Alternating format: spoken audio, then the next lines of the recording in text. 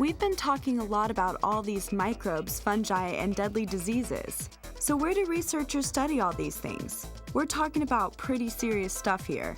That's why some research is done in special labs, like the ones you're about to see.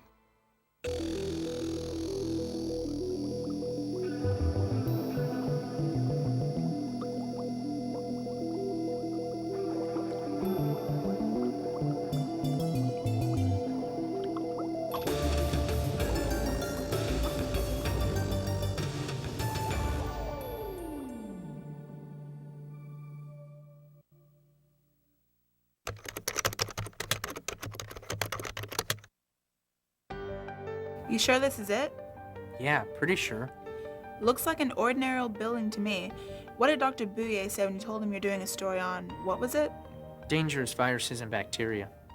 Maybe even viruses that bioterrorists might use as weapons. Are you serious? Well, yeah, since we're doing a story for the school news, he thought it would be a good way for students to learn about research in biolabs. Biolabs? It sounds kind of like James Bond, top secret. Martinez.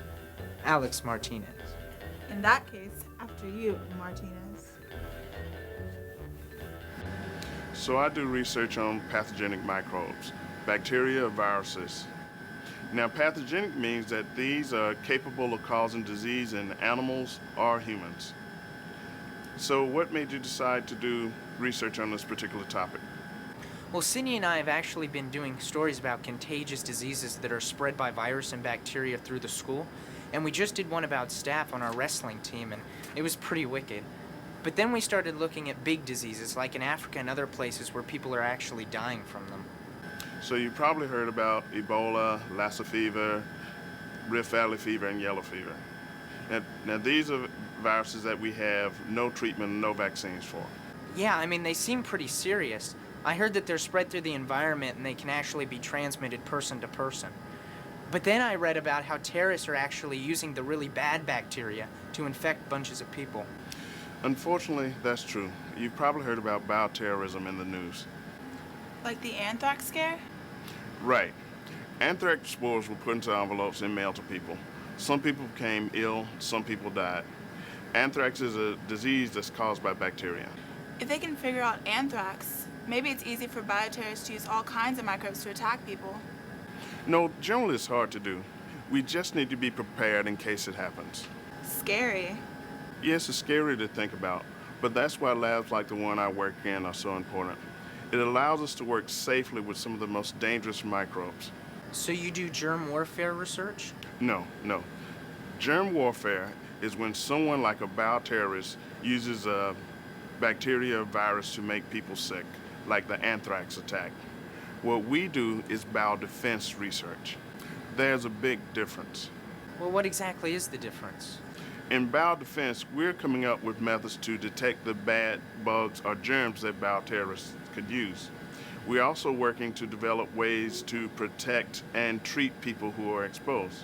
But it's important to understand that these bad bugs or germs are those that are found in nature. An example of the disease is the West Nile virus that was found in New York in 1999.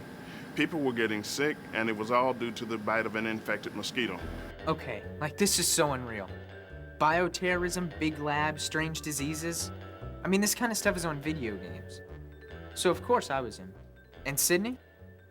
This is really weird, but I love it. All right, now we need some background information. Our next stop, Dr. David Walker. Dr. Walker knows a lot about the study of pathogenic virus and bacteria research. He's the director of the WRCE.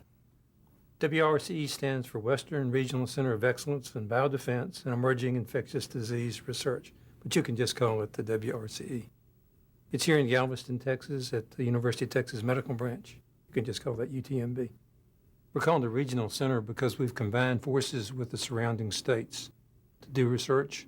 And what we do research on is trying to find ways to diagnose, treat, and prevent dangerous infectious diseases of humans. So is this where you do research on stuff like anthrax? Yes, not only anthrax.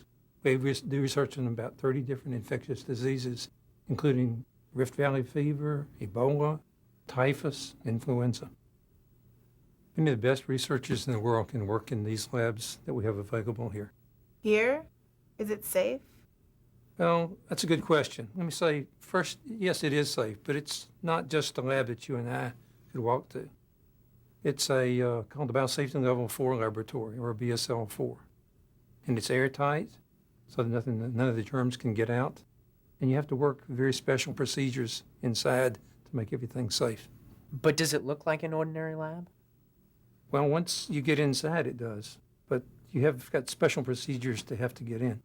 Now, is this the only one in the entire United States? No, actually, we're one of 4, but it's the only one on a university campus in the United States. Dr. Michael Holbrook is the director of the BSL4, and he can answer some more questions for you. Thanks. So what does BSL4 mean? BSL4 means Biosafety Level 4. It's the type of lab environment that is built in order to help contain microbes that are very dangerous. And the lab is designed and built in order to contain these viruses and make the researchers able to work safely with the different viruses. In other words, the microbes are contained. So there's 4 different types of biosafety levels, from Biosafety Level 1 all the way up to Biosafety Level 4. Okay, now how do you tell the difference between these labs? I mean, they all pretty much look the same, right? They really do all look the same, but the biggest differences are in the way they're designed and the way they're built to work with the different organisms we use in different containment environments. And actually, probably the best way to understand what the labs look like is to go and have a look for yourselves. BSL-1 labs are the lowest level. Researchers work with microbes like the bacterium Bacillus subtilis. It's found in the soil and may contaminate food, but rarely causes food poisoning. Microbes studied in this lab are unlikely to cause human disease. Level 1 labs are often teaching labs for future scientists. In Level 2 labs, researchers work with pathogenic bacteria and viruses that can cause human disease. But these are not easily spread through the air, where a person could inhale microbes and become ill. Here the worker takes more precautions than in Level 1, wearing gloves and a lab coat, and working in a biosafety cabinet. In BSL-2 labs, researchers study agents that cause diseases such as measles, salmonella, and rabies. Now let's add a protective gown, a double pair of gloves, and a mask. Work in Level 3 labs involves pathogenic viruses and bacteria that can be spread through the air. These pathogens can cause serious or life-threatening diseases, and there may be no treatment and vaccines. Workers use the same precautions as in Level 2, but add more, so they don't become ill or expose people outside the lab to dangerous microbes. Also, BSL-3 labs are kept under negative pressure, which means that the air pressure in the lab is lower than the air pressure in the surrounding areas. Air flows into the room rather than out of the room to reduce the chance that an airborne microbe could escape. Researchers study diseases like anthrax, typhus, and SARS, a serious respiratory illness that may have started in China. And then there's the chief of them all, BSL-4, the highest level lab, where some of the most infectious pathogens on the planet are studied. These are mostly pathogenic viruses that can be spread very easily through the air and have a high mortality rate, which means more people could die if they are infected. Workers in this lab take many precautions, as you'll see. Wow, so the big viruses are studied in the BSL4? Yes, the deadliest. But that's why we have the submarine inside the bank vault. A what? The submarine inside the bank vault. It's designed in a way that the inside lab is airtight and the outside is built out of super strong concrete. It can protect against strong hurricane winds and other elements. A submarine within a bank vault. Exactly. I was adding to my vocab each day that I worked on this story. Pathogenic microbes, biosafety level labs 1, 2, and 3. I was starting to get the lingo down. And then there was UTMB, WRCE, and the mysterious BSL4 lab, which I was finally going to find out more about from the very people who work there. We were about to enter the biozone.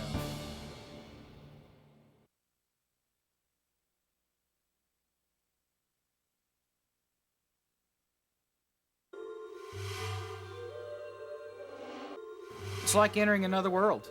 You don't have the sights or sounds from outside, the breeze from an open window, or smells. Everything is strangely quiet, except for the sound of the air in your protective suit. Even if you're working with other people, you can't hear them very well. You end up using sign language just to communicate. So, mostly you concentrate on the movements of your hands, thinking about your next step, and doing very careful, safe work. It takes a special kind of person to work in a BSL4 lab. Some people don't mind working up to 8 hours in isolation without having access to their email or cell phone. Other people, even if they don't mind working, still need to take a break from the lab and relax and check out MySpace even. So, as you can imagine, we get lots of training, especially science classes, starting in middle and high school. We take our safety and everyone's safety very seriously. You're about to begin work at the BSL4 lab for the day. Make sure you leave yourself enough time. It will take you from 30 minutes to an hour just to get ready. If you think the building and hallways surrounding the lab as being the bank vault, and the inside room or actual lab as the submarine, this will give you an idea of the layers lab workers need to pass through before they reach the lab. The many indicator gauges tell the researchers the lab is safe to enter, including the air pressure indicator. It's in the safe zone. Researchers are ready to dress for work. They don't wear the usual jeans and t-shirt. In the suit change room, they check their spacesuits for air leaks. This is a must so that the researcher breathes only the air that is pumped into the spacesuit through the air supply hoses, and not the air in the lab since it could contain a virus. We always check our equipment. After researchers put on their suits, they connect to the air hose and inflate their suits. Researchers use their ID cards to enter through another door. This is very high security. The fresh air in the hoses is the same air that you breathe in every day, except this air passes through special filters. The hoses are only about 10 feet long, so the researcher will hook and unhook the hose to move around the lab and check equipment. Once the suit is inflated, it will keep enough breathing air for 3 to 5 minutes. It's time to go to work. But what if a container with a dangerous pathogen spills and releases viral microbes into the air? What happens then? Not to worry, the lab is under negative pressure, meaning that the air inside the lab is at lower pressure than the air on the outside of the lab. So if anything gets spilled, everything is contained within the lab. All of the air that comes out of the BSL4 is specially filtered so that it doesn't get out into the environment and doesn't infect people or animals. And everything, including the lab workers themselves, are thoroughly decontaminated before they come out of the lab. So if bioterrorists were actually successful at using these dangerous microbes, people would freak out. Well, bioterrorism is still a very real possibility, but there's also the possibility of naturally occurring infections. In this case, BSL4 labs are here to protect the people, not to endanger them. The possibility of anybody entering the lab who doesn't belong is very, very remote. Along with all the security that we have in place, even if somebody does get inside, we don't have enough virus in there that could be used to harm large numbers of people. That's good to know. It's all about training, safety, and having experienced people who work in these laboratories who know how to work with these very dangerous microbes. And at the end of the day, the people who work here know that what they're doing could make people all over the world much safer. And that makes 8 hours inside of a spacesuit well worth the effort.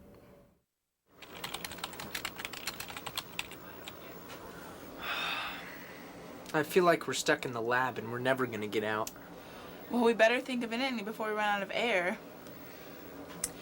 Doctors Bouye and Holbrook just finished for the day, and it was time for them to emerge from the depths of the lab, the submarine, back into the routine of civilian life. They passed through the door of the lab and into the shower. Not your typical suds. It's a chemical shower to decontaminate the suit.